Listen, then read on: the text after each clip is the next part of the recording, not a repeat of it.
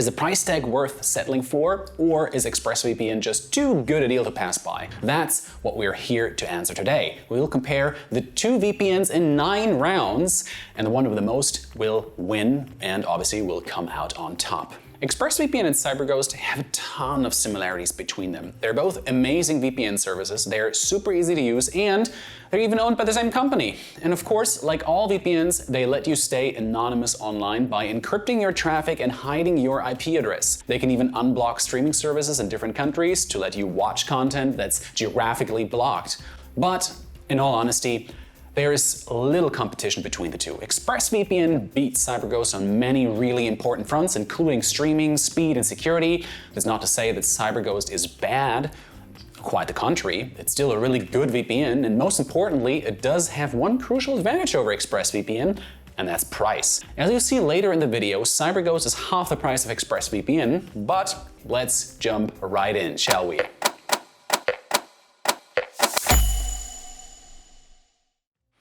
Hello and welcome to another CloudWords video. My name is Mauricio and today I'll be comparing two of the best VPN providers, ExpressVPN and CyberGhost. But before we get started, I want to quickly remind you to subscribe to this channel and hit the bell icon to get updated on all things VPN and cloud storage. This video is also going to be a little bit on the longer side, so you can use the timestamps in the description to skip to the parts you care about the most. So let's kick things off by talking about what features these two VPNs offer. Starting with the basics, both ExpressVPN and CyberGhost offer a kill switch. This is just a standard security feature that cuts off your internet in the event that the VPN loses its connection. They both also have split tunneling. ExpressVPN split tunneling lets you choose which apps go through the VPN tunnel and which go unprotected, while CyberGhost does the same, but for URLs instead of apps. You could argue there's benefits to each of these approaches, but which one is best for you is going to depend basically on your use case. The two VPNs also differ in how they implement their simultaneous connections. ExpressVPN lets you connect up to 8 devices at once, but you can install it on as many devices as you want. And CyberGhost doesn't count simultaneous connections, it just lets you install the VPN on 7 devices at most, and if you need to log into another device, you'll have to log out of all the other ones, which our team at CloudWords finds really annoying since we have multiple people testing the VPN at the same time on different kinds of devices. Moving on to advanced features. ExpressVPN and CyberGhost both offer a form of malware blocking. In both cases, this feature prevents your device from accessing websites that are known to be malicious, and it blocks ads and trackers as well. However, ExpressVPN has also a built-in password manager, and we tested the service, and while it's not as good as a fully fledged password manager, it's good enough for free features, and it's included for free, which is always great. Now, CyberGhost doesn't really have an answer to this one, but it does have specialized servers. These servers are optimized for a certain task. For example, there are streaming servers that are designed to unblock a particular streaming service like Netflix US or BBC iPlayer. It also has torrenting servers that should be optimized for torrenting, though in our testing, they perform pretty poorly. There are also gaming servers that should have lower latencies, as well as no spy servers that the company hosts in its own headquarters in Romania for guaranteed security. If all this seems needlessly complicated, well, it's because it is. ExpressVPN takes a different approach where it optimizes its entire server network for all of these tasks, including streaming and torrenting.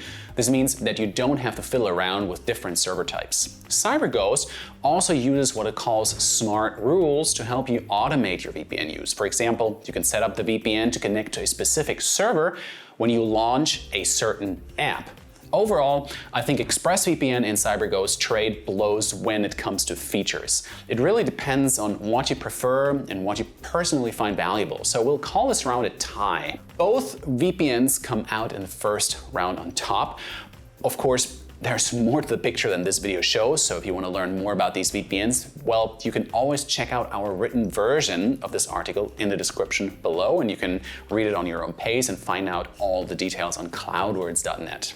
Apart from security, speed is probably the most important feature for a VPN. Now, all VPNs slow down your connection and you can't avoid that. However, some VPNs are so fast that you don't even notice them running in the background. Here at CloudWords, we run automated speed tests on a select roster of VPNs, including ExpressVPN and CyberGhost, so we have very accurate data on their speed performance. We'll show some of these results on the screen, and we'll also link to our full speed test in the description below. For some context, in these tests, the US speeds represent a situation where you're connecting to the nearest server. They're not necessarily what you'd get if you're connecting to the US from, say, Europe. The worldwide speeds are an average of all other tests, excluding the US results. So let's dig into these results. Looking at our close range tests, ExpressVPN has much faster download speeds and much better latency than CyberGhost. CyberGhost only matches ExpressVPN speeds when it comes to uploads. But looking at their performance over time, you can see that CyberGhost has another problem, and that's consistency. The graphs show that CyberGhost speeds fluctuate wildly from day to day, which can lead to an inconsistent user experience. The long distance results even things out a bit in the latency and upload speed departments, but ExpressVPN is still twice as fast for downloads. And looking at performance over time, their performance remains about the same for uploads and latency, while ExpressVPN is more consistent for downloads. I think the results speak for themselves here. ExpressVPN is simply the faster service, and it takes the point in this round. Now, for the streaming round, we'll look at how capable the VPNs are at unblocking streaming platforms, as well as the quality of streams you can get with them. For the latter part, the speed tests speak loudly enough. ExpressVPN is a really fast VPN, and you won't have any issues streaming in full HD or 4K, but higher resolutions are out of the picture for CyberGhost. But it's also important that VPNs are able to get into the streaming platforms in the first place. And ExpressVPN is pretty much unmatched when it comes to that. We've never had to switch servers to unblock a website, and the VPN can unblock anything you throw at it. CyberGhost is also good at unblocking streaming services, but it's not quite as successful with all of them. In our testing, we couldn't unblock HBO or Max and Amazon Prime Video, so if you're subscribed to those services, you won't be able to access them with CyberGhost. For these reasons, we'll give this round to ExpressVPN. Now we come to the pricing round, where we'll compare the short-term and long-term plans from both services. Both services' monthly plans will set you back just under $13 per month. If that's too high for you, you can pick the 6 months plan for ExpressVPN. This costs you $10 a month, while CyberGhost costs only $7 a month. If that's still too high, ExpressVPN offers a yearly plan that costs around $6.70 a month, plus 3 months for free in the first year. CyberGhost doesn't have a yearly plan, but it does have a bargain of a 2-year plan that works out a little over $2 per month. You do have to pay for these longer term plans in advance, but still in the end, it's a very, very low price. Further, both VPNs offer a money-back guarantee. For ExpressVPN, that guarantee lasts for 30 days, while CyberGhost's refund period lasts 45 days.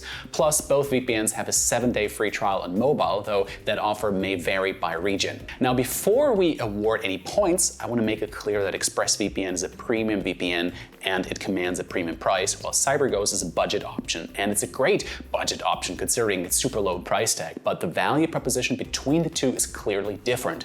In fact, the results of the speed and streaming rounds make that abundantly clear. Still, CyberGhost handily wins this round thanks to its affordable 2-year plan. When it comes to security, the most important things to look out for are VPN and encryption protocols. We usually want to see OpenVPN or WireGuard on offer, since those are standard protocols and we trust that they can keep you safe. IKEv2 is a good protocol to use for mobile, though it shouldn't be the default. OpenVPN and IKEv2 use AES-256 encryption, while WireGuard uses ChaCha20 encryption, and both of these encryption ciphers are considered uncrackable. CyberGhost offers all three of these protocols, while ExpressVPN lacks WireGuard. To compensate, ExpressVPN built its own protocol called Lightway, which is completely open source and can work with either AES or Cha-Cha encryption. While that should place ExpressVPN and CyberGhost on even footing, ExpressVPN also has its security structure regularly audited. In the next round, you'll see that CyberGhost does run privacy audits, but since this one is about security, ExpressVPN edges out a victory by a hair.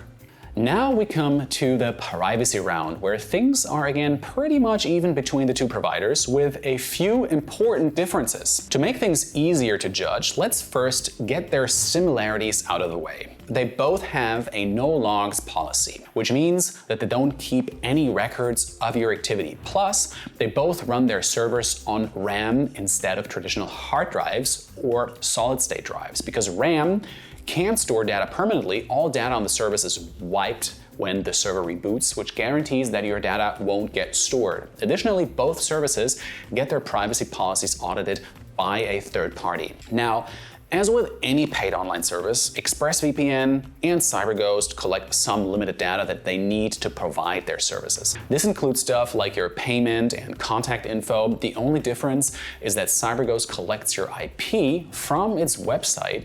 You use it and it only stores it in an anonymized form. The main difference between the two services is how they handle the limited data they collect on you. ExpressVPN keeps its lips tight when it comes to sharing your data with others, but CyberGhost reserves the right to share that data with its partners, and that includes Cape Technologies, which owns both CyberGhost and ExpressVPN. And just to reiterate, ExpressVPN does not share any data with Cape. Now, a little history on Cape Technologies. It used to go by the name of Crossrider, and it owned a platform for creating browser toolbars. This platform was used by a few bad apples to create adware, and Crossrider didn't really do anything about it. Then it made an about face when it acquired CyberGhost and rebranded into Cape Technologies, which is now focused on cybersecurity instead. Cape has since bought out several VPNs, including Private Internet Access and ZenMate. In 2022, it purchased ExpressVPN, a move that I was personally very disappointed by. But no matter who owns these VPNs, it's pretty obvious that not sharing your personal data with anyone is just objectively better than sharing it with a parent company. That's why we'll give it the point in this round to ExpressVPN, bringing its tally to 3 versus CyberGhost's 1.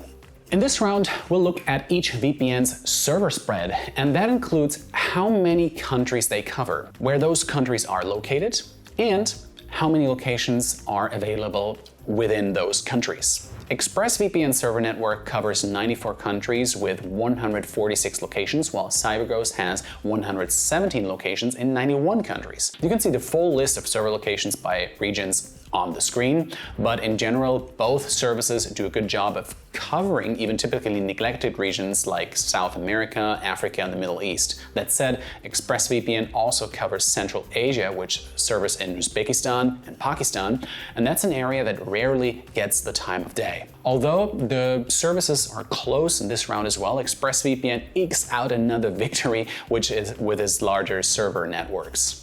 Now let's look at user-friendliness. Both services are very easy to use, and they are even good for beginners thanks to their uncomplicated interfaces. ExpressVPN is probably a bit easier to pick up because it lacks the dedicated servers and other features that clutter up CyberGhost menus, but that's not to say that CyberGhost is really complicated to use. In fact, I'm particularly impressed by how CyberGhost describes the various features in its menus. It goes to great lengths to explain not only what a feature does, but also how it benefits the user. All in all, you'll be hard-pressed to find more user-friendly services than ExpressVPN and CyberGhost, and I think that they each deserve a point for this round, although obviously it's a very subjective taste.